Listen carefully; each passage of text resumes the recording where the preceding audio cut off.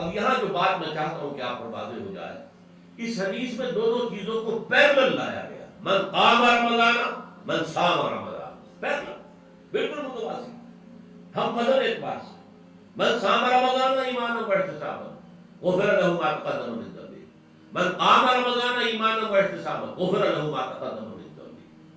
اب سوال پیدا ہوتا ہے قیام اللیل سے مراد کیا ہے؟ یہاں پہ میں تراویح کی کا جو پس منظر ہے وہ بیان کر دینا چاہتا ہوں۔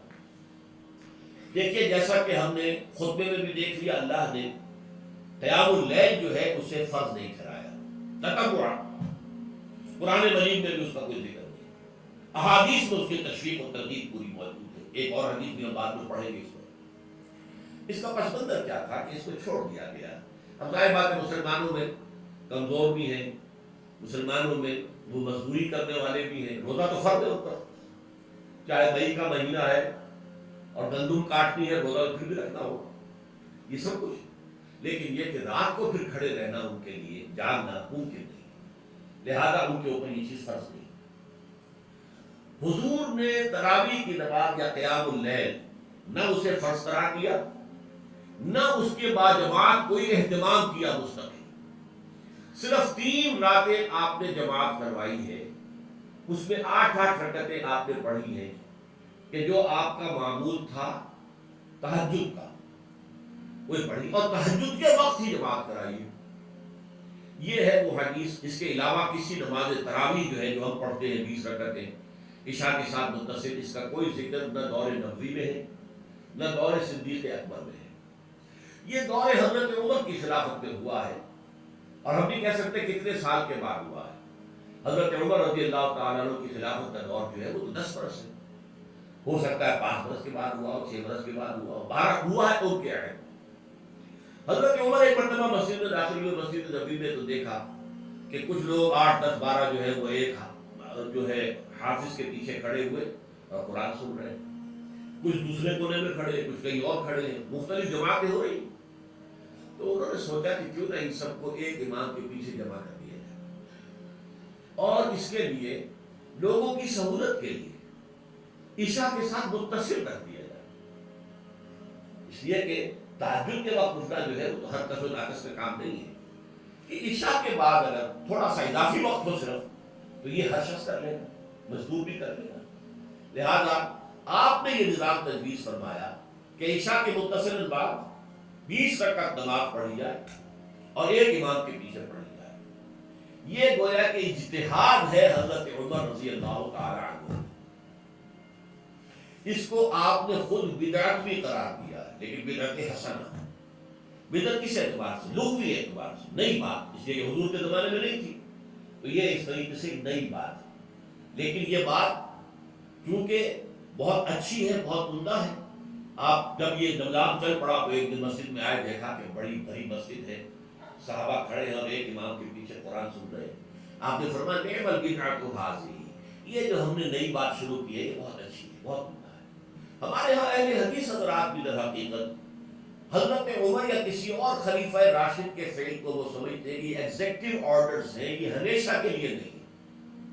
حضرت عمر نے اپنے دور میں نظام قائم کیا، ان کے دور کے لیے ٹھیک تھا، یہ ہمیشہ کے لیے نہیں۔ ہمیشہ کے لیے وہ 8 ہی رکعت میں قائل ہیں، وہ تہجد والے، لیکن اس میں 12 انہوں نے بھی خود یہ اضافہ کیا ہے کہ وہ 8 رکعتیں وہ عشاء کے ساتھ متصل پڑھتے ہیں، تہجد کے وقت نہیں پڑھتے۔ اور حضور نے تو صرف 3 روز جو ہے وہ کرائی تھی جماعت، وہ لوگ 30 دن یا 29 دن پڑھ رہے ہیں، تو اضافہ تو انہوں نے بھی کر دیا، تو نظام میں تبدیلی تو ہو گئی۔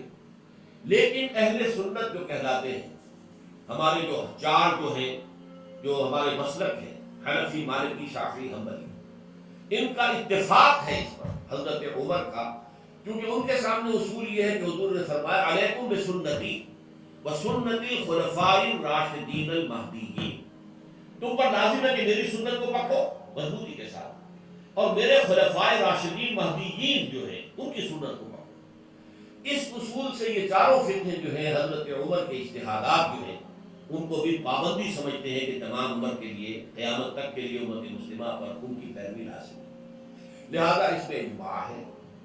اور یہاں تک کہ یہ سب سے آخری جو اس میں مسلک پیدا ہوا ہے زمانی اعتبار سے، سب سے پہلے مسلک جو ہے حنفی پیدا ہوا، پھر مالکی پیدا ہوا، پھر شافعی پیدا ہوا اور پھر حنبلی آخری. اور امام احمد ابن حنبل بہت بڑے محدث بھی ہیں. مسند احمد ابن حنبل جو ہے وہ بہت بڑی کتاب ہے, بہت اہم کتاب ہے, جامع کتاب ہے. تو ان کے ہاں بھی 20 رکعتیں ہیں. چنانچہ حرمین شریفین میں, سعودی عرب میں, مکے اور مدینہ منورہ میں جو نماز تراویح ہوتی ہے اس کی 20 رکعتیں ہیں. لیکن اہل حدیث حضرات جو ہے وہ اس 8 کے اوپر اتفاق کرتے ہیں. بہرحال یہ ایک اختلاف ہے جو میں نے اس کا پس منظر بیان کر دیا. لیکن اس 20 رکعت نماز سے ادا کرنے سے, جو کہ زیادہ سے زیادہ 50 منٹ یا 1 گھنٹہ لگتا ہے, اس سے وہ قیام اللیل کا حق ادا نہیں ہوتا. قیام اللیل کا تو کچھ اور تقاضا ہے. قیام کسے کہتے ہیں؟ یہ سورہ مزمل سے واضح ہوتا ہے. یا ایھا المزمل قم اللیل الا قلیلا نصفہ او انقص منہ قلیلا او زد علیہ ورتل القرآن ترتیلا. آدھی رات یا آدھی رات سے کچھ کم, یعنی تہائی رات, یا آدھی رات سے کچھ زائد, 2 تہائی رات, یہ ہے قیام اللیل. چنانچہ سورہ مزمل ہی کی آخری آیت جو دوسرا رکوع مشتمل ہے جس پر, اس میں صاف کہہ دیا کہ ان ربک یعلم انک تقوم ادنی من ثلثی اللیل ونصفہ وثلثہ وطائفۃ من الذین معک. اے اللہ کے نبی, اللہ خوب واقف ہے کہ آپ بھی اور آپ کے ساتھ ایک جماعت بھی رات کو کھڑی رہتی ہے, 2 تہائی رات یا آدھی رات یا 1 تہائی رات. تو یہ سارا معاملہ جو ہے قیام اللیل کا, گویا کہ کم سے کم 1 تہائی رات پر اس کا اطلاق ہو سکے گا, یہ نہیں کہ 1 گھنٹے. اور اس کے ضمن میں دیکھیے حدیث پڑھیے, تیسری حدیث ہے عن عبداللہ بن عمرو بن العاص رضی اللہ تعالی عنہ. یہ وہی عبداللہ بن عمرو ہے جن کی میں نے آپ کو حدیث پہلے سنائی ہے. یہ ساری رات کھڑے رہتے تھے, پوری رات, اور ہر روز روزہ رکھتے تھے, جس پر حضور نے منع کیا, لا تفعل, مت کرو ایسا. رضی اللہ عنہما, یہ خود بھی صحابی ہے اور ان کے والد عمرو بن العاص بھی صحابی ہیں. ان رسول اللہ صلی اللہ علیہ وسلم قال, کہ اللہ کے رسول صلی اللہ علیہ وسلم نے فرمایا, الصیام والقرآن یشفعان للعبد. روزہ اور قرآن بندے کے حق میں شفاعت کریں گے.